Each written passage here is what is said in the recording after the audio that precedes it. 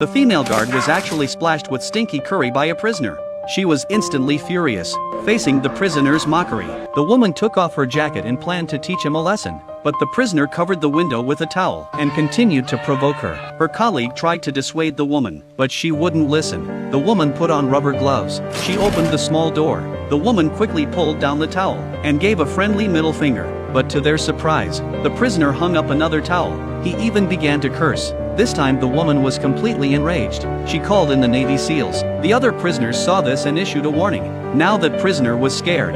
He covered his face with a towel. Next second pepper spray was shot through the small door onto the prisoner's face. But it was not over. Every time he was about to fall asleep, the prison guard would deliberately wake him up and forcibly take him to another cell. Then every hour, the prisoner was moved to a different room. The guard would send friendly blessings.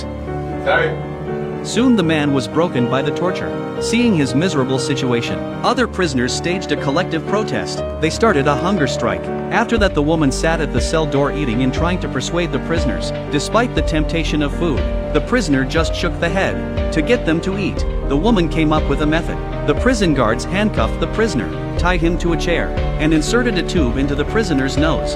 Then they force-fed him, but the prisoners still refused to give in. Because of this incident, the woman was reprimanded by her superior. To get back at the prisoners, the guards were fully armed and went to the door of the cell of the ringleader.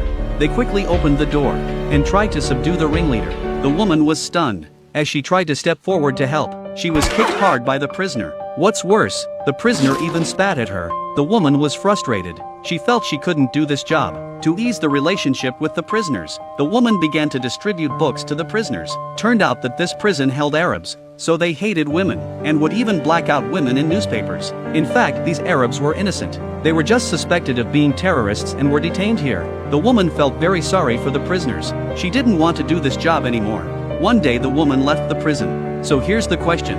Which country's prisons do you think are the worst?